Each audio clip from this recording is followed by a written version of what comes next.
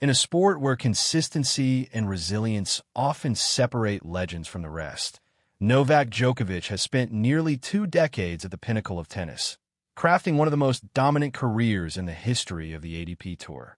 With 24 Grand Slam titles to his name, more than any other male player, Djokovic's reign has been characterized by his relentless pursuit of excellence, mental toughness, and the ability to dismantle even the most promising challengers. It is precisely because of this dominance that any upset involving Djokovic feels monumental.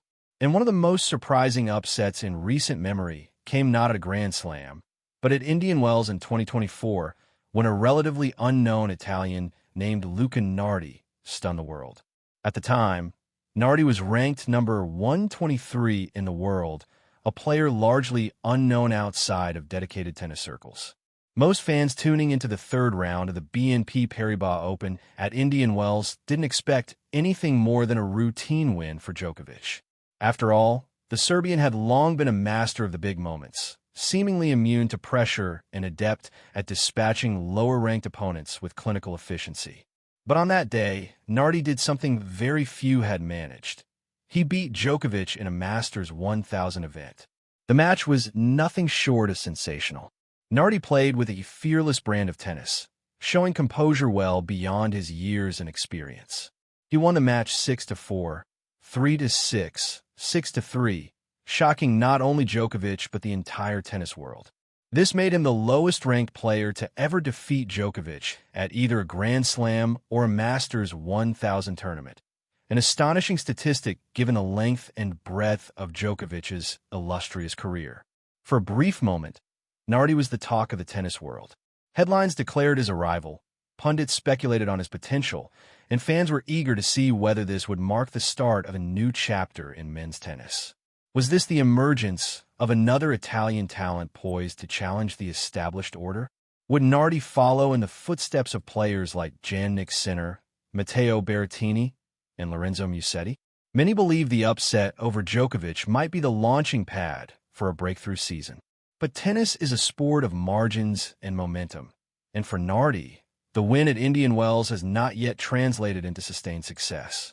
In fact, despite the seismic nature of his victory over one of the greatest players of all time, he remains winless in Grand Slam main draw matches.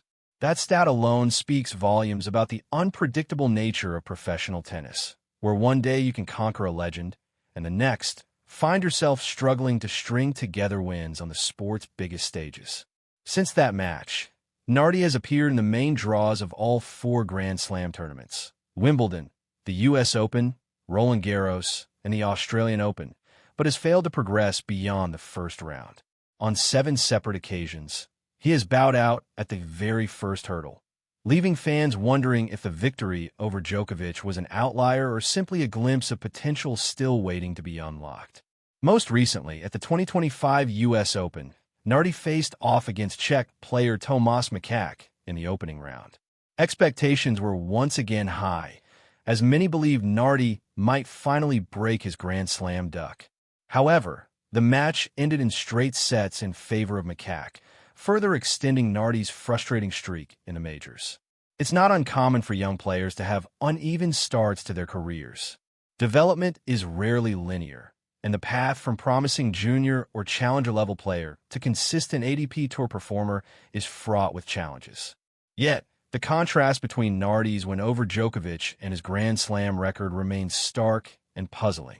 It raises broader questions about what it takes to succeed on the sport's biggest stages and whether mental pressure following a career-defining win might play a role in stalling progress. For Djokovic, meanwhile, that loss at Indian Wells stands as one of the few blemishes in an otherwise legendary career. As of late 2025, retirement seems to be on the horizon for the 38-year-old Serbian, whose body is beginning to show signs of wear after years of dominance. But even as he approaches the twilight of his playing days, his legacy remains firmly intact. Defeats like the one to Nardi, while rare, serve to humanize a player who has often appeared almost robotic in his efficiency and control. Djokovic has been on the receiving end of a few memorable upsets over the years. One of the most notable before Nardi's victory came at the 2017 Australian Open, a tournament that Djokovic has dominated more than any other. In that second-round match, he was stunned by Uzbekistan's Denis Istomin, who was ranked number 117 in the world at the time. The five-set battle stretched nearly 5 hours, and Djokovic's unexpected early exit opened the door for Roger Federer to go on and win the title. That loss, much like the one to Nardi, was seen as a massive shock, but Djokovic responded by returning to even greater heights in the following seasons. In that sense, Djokovic's career has been defined not just by his victories, but by his ability to rebound from defeats, rare though they may be. For Nardi, the question now becomes whether he can learn to do the same. Can he channel the confidence from beating one of the game's greats into consistency on the tour? Can he overcome the mental hurdle that seems to block him in Grand Slam matches? The truth is, tennis history is littered with players who scored remarkable one-off victories but never quite reached the heights expected of them. But it's also filled with late bloomers who needed time to figure it all out. At just 22 years old, Nardi still has time on his side. His moment against Djokovic is proof of what he's capable of on his best day. The challenge now is to make that level a regular occurrence rather than a one-time headline. Only time will tell if Nardi can turn his flash of brilliance into a lasting impact on the sport. Until then, he will remain a curious footnote in Djokovic's extraordinary career, a reminder that in tennis, even the greatest are not invincible, and that the line between glory and obscurity is often razor-thin. All right, that's it for now. See you next time, and hey, don't forget to subscribe.